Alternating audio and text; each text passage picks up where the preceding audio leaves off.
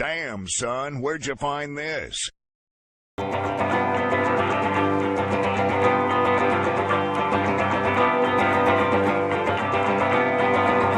stayed up last night, I was tearing up in bed. Thought your death was overwhelming. I could have talked, but I just rolled over instead. Everywhere I go, there's people who just won't wait their head. Everywhere I go, there's people who just wanna hold on to what they have. Yeah, I want you in a way, even if you can't stay. I want you in a way, even if you can't stay.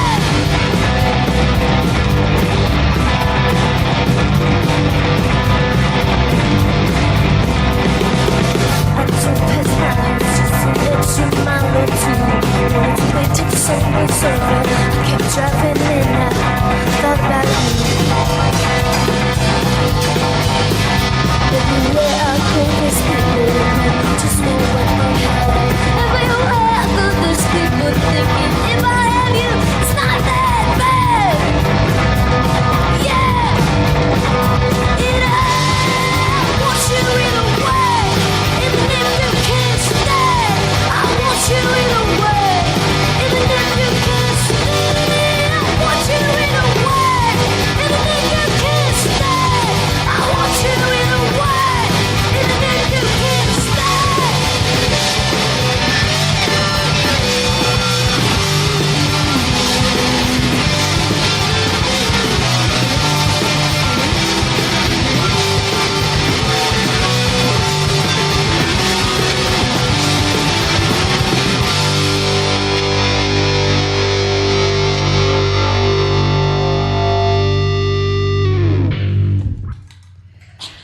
Live in the KEXP studios, it's Bully, sounding fantastic, playing songs from the new record, Losing. It came out in October on Seattle's own Sub Pop Records, and you sound great today. Thank you again so much for coming in. Yeah, thanks for having us. The new studio is beautiful. We absolutely love it. Looks We've great. been here just over 2 years, but still just such a joy to come in every day. I pinch myself that we have this great place to showcase fantastic bands like you. It's been about 3 years, a little less, since we last had you in studio. You were just touring like nuts on Feels Like. And I'm wondering, did you just get to a point where you're like, we got to just start working on a new record now? We could keep playing forever if we let ourselves. Yeah, I think that since that was the first record, it was really a learning process of balancing touring and writing. And for us, we were just going nonstop and realized that, it could just keep going unless we kind of pulled the plug for a little bit. And towards the end of it, we were just ready to start playing new material and get working on the second record. So touring on a first record, I can just only imagine all the things you must learn. And is there anything you can sort of think of that floats to the top that you learned from playing so much live, having that nightly interaction with a live audience, that you've taken into your either songwriting or recording, or just how you manage and being in a band? Yeah, I would say off the bat, just kind of learning to roll with the punches and picking your battles, because so much changes so frequently and a lot is out of your control, I feel like, and you just kind of have to chill out and move on. That's a big one. So, yeah, that and just trying to, I guess, play the best that you can every night. And if something happens, just move on, because you still have like 3 weeks of tour left and it's not worth getting stressed out about. And you really only have what's in front of you. Yeah. So that's a hard thing to do, but it's such a good lesson to continue to try to do that in every aspect of your life. Yeah. I work on it myself. I absolutely love this new record. Were you excited to get writing these songs? What's this record about for you? What was your headspace when you started writing Losing? There's kind of a lot of different things going on in my life at the time. Each song is about something a little bit different, but I was very ready to start writing for it. I had been writing for it for a while, and I think 6 months before we stopped playing, we had like a bunch of songs that we had demoed, and only a few of them made their way onto the record. But I'm constantly eager to get out new stuff, and I just have to like be better about waiting, because I feel like I always favor the newest material because I'm not sick of it yet. So when I'm working on new stuff, I'm like, oh, I just want to play this now, but it's not really the way it works. You sound great playing together with the band. You want to introduce everyone here? Yeah, I would love to. So this is Clayton Parker on guitar and backup vocals, Reese Lazarus on bass, and Wesley Mitchell on drums. I am intrigued by your recording process, and I know we probably have a lot of musicians out there listening that are familiar with the different ways that you can record, but I know there are probably more people that aren't, and you got your Bachelor of Science in audio recording, so you clearly know all the different ways you can record and all the bells and whistles of digital recording, but you have made a choice to record straight to tape, and there's a lot of challenges involved in doing it that way, and I wonder if you can talk a little bit about those challenges and why they appeal to you. Yeah, I would love to. Or maybe the challenges don't appeal to you, but the process and the end result. When I was going through school, we primarily learned digital tracking, and it was just frustrating to me when the answer was to just restart the computer. And once I kind of started digging into analog recording, it just seemed like a more of a physical process, and really we do it because it just clicks better with me, and I've engineered the past 2 records, so that's just my preferred method. But I like it. I'm a very indecisive person, and it forces me to commit and move on, and I think it's an accurate representation of the way we were playing and sounded in that time that we're tracking, and that's nice too. It's just like a little memory and not something that we know we were endlessly tweaking on a computer for a year and a half after the fact. So I really like that about it, and being limited by tracks. I mean, you can link up tape machines and have as many as you want, but we just do 24 tracks. And it's a fun challenge. I'm not against digital recording or anything. I'll record our demos and stuff in Pro Tools, but if we have the time and budget and space, that's how we've preferred to do it for the past 2 records. You mentioned time and budget. Is it time-consuming and expensive more so than digital recording? I would say so, in the sense of we're actually having to play everything, and there's not a lot of heavy editing, whereas if you do stuff digitally, you can just move parts over that were correct instead of going back in there and being forced to play it right. But it really just depends on how you choose to spend your time. When we're in there, I'm up at 9 a.m. and working till 11 and then getting up and doing it again. I think in the 2.5 months we were there, I know that I didn't go out once. I was just in the studio all the time. But I think a lot of that has to do with us just needing to make the most of our budget, and being in the studio is expensive in general anywhere. So, yeah. So when you want to redo a song, if you listen back to it, do you have to redo the whole thing? And how many times roughly will you play a song? Yeah, so we'll usually we'll all go down there and we'll track it live. And then we pretty much try and keep as much as we can with at least bass and drums. So that's the minimum of what we need to keep from that take. And then if Clay and I need to go and overdub our guitar parts, we can do that. And there's punch in and punch outs and stuff. So if it's like a time where you have space, you can go ahead and do that. But for the most part, we always try and keep bass and drums. And then if we happen to nail our guitar parts, we'll keep that too. But it really just depends on the song. Sometimes it's 7 takes and we feel really good about it. Sometimes we're unsure of the tempo and we'll do 2 different versions of it. Usually 2 different versions of that, and mixes at most, because tape is really expensive. So that's another thing. That's kind of cool, I guess. I don't know. I guess you can see it both ways, but just that we don't have multiple mixes of everything, really. We'll have 2 or 3 at most, and then it's like, which one sounds better? All right, that's it. Let's send it to the 1/2 inch and just move on. And I've heard you talk about liking to leave those sort of, quote, mistakes in there sometimes. Mm-hmm. I love little natural mishaps that are left in recordings. I think it gives it character. So it depends what it is. I mean, if it's just like a wrong part that somebody played, we'll redo it. But if there's weird breaths or guitar feedbacks that have occurred and only happened during that take, I prefer to keep it. I think it's cool. I appreciate you going into detail on that. I find it very interesting. Thank you, yeah. We're live here in the KEXP studios with Bully. We're streaming live video of this right now on KEXP's Facebook page. You can see this band playing tonight at Numos and a fantastic new record called Losing. Want to play a couple more tracks? Yeah, we'd love to.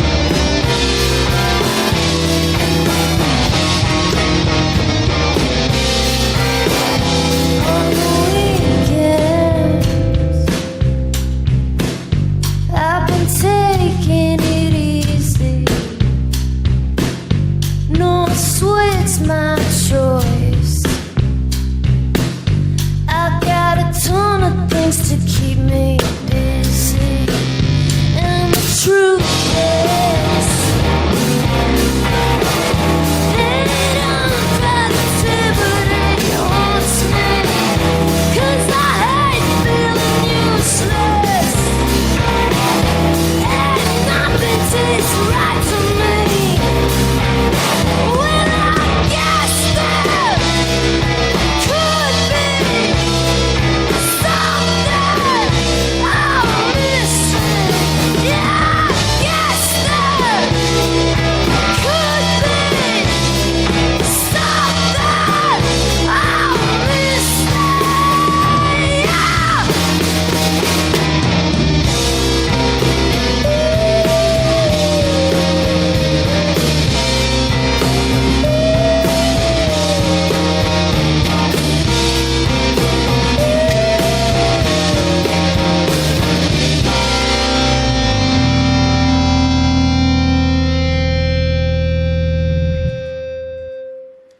Bully live on KEXP, sounding great and playing songs from their new album, Losing, came out in October on Sub Pop Records. Tonight they play at Neumos here in Seattle. Alicia, I know that you grew up in Minneapolis or in Minnesota, actually just outside of St. Paul, if I'm not mistaken, but you went to school in Tennessee and you've been living in Nashville for a while. And I feel like as a fan of music, there is a great indie rock scene in Nashville. I actually first discovered you before your first album came out, opening for Jeff the Brotherhood at the Crocodile. Oh, yeah. Many years ago. And I had never heard of you. And I was like, oh my gosh, who is this? And do you love living in Nashville? And do you feel a part of a vibrant music scene there? I do love it. I think it's a really practical place to live if you're trying to be a musician for a living. But for reasons like I can have a house and we can play in it and keep the van and the trailer there and it's still somewhat affordable rent. Or you can always find whatever gear you're looking for there. And also that everybody's kind of trying to do a similar thing. So there's a big support system that goes on there and not much competition. And so it's just really nice to have that. I think we wouldn't be able to be doing what we're doing now if it wasn't for that support system. You mentioned that you engineer your own records. Obviously, you have the skill to do that and the education. Do you record other people's music, or are people asking you to do their albums for them? I really just record friend stuff for now. For the past 4 years, we've pretty much just been touring and focusing on Bully stuff, so I haven't taken on any other big projects. But yeah, sometimes just friend stuff here and there. Otherwise, I just like to do my own thing, track our own stuff.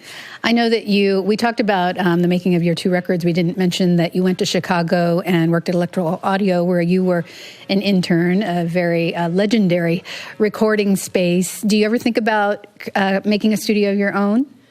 Yeah, it's just really expensive. But I am slowly building up. I mean, if I slowly save up and I'll get microphones at a time and stuff like that. So I'm looking for a tape machine right now, but I think, yeah, I am. I hope that's the goal. So. How was your experience this time at Electrical Audio after interning there, then making your first record there, now a few years later making another record there? You obviously must feel very comfortable there. Yeah, that's the big reason why we do it, is because it's really comfortable, and I think what we're doing is recording a record is just a pretty intense process, and the last thing you want to worry about is whether or not you're comfortable in the place you're doing it and comfortable with who you're working with. So it's really easy for us to go there and track and know what to expect and feel good in our time being there. And you can sleep there and stuff. You can just stay there. And there's a kitchen. It's it's perfect. We just get groceries, and then sometimes you don't see daylight for 4 days. It'd be a good and bad thing. Yep. Well, it was a good thing as far as this new album's concerned. Losing, a new record from Bully, and we're going to talk them into playing one more song before they go. Thank you. Thanks for having us.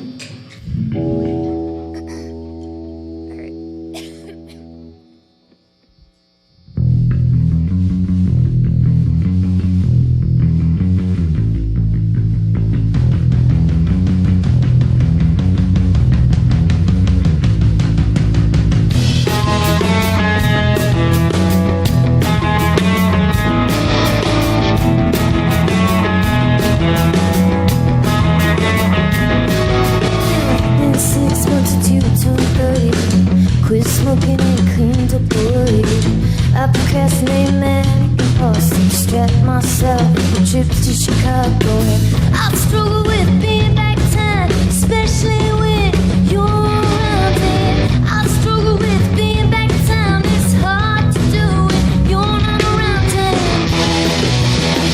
Somebody, but I don't care. I admit it. I get anxious too.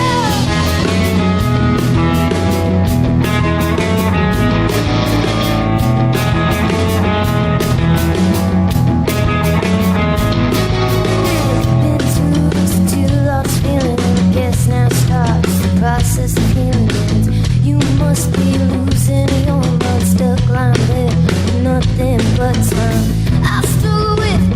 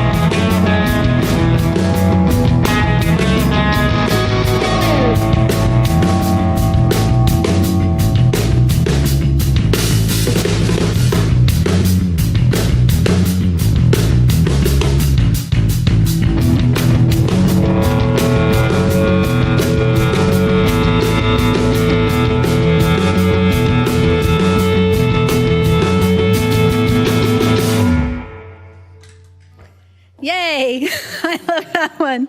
Bully live on KEXP, songs from the new album, Losing. Elisa, you mentioned that you like to play new stuff. Are these new songs for you now, or you've been living with these a long time? We've been living with these for a long time. Are you working, or have you been working on new music? Mm-hmm. Yep. Exciting. I got 2 new ones I want to demo when we get home. Awesome. Well, thank you so much for coming in today. It's always so great to see you. Thanks for having us. Always a pleasure. Please come back It was anytime. fun. It's Bully live on KEXP Seattle. Discover new music at listenerpoweredkexp.org. Damn, son, where'd you find this?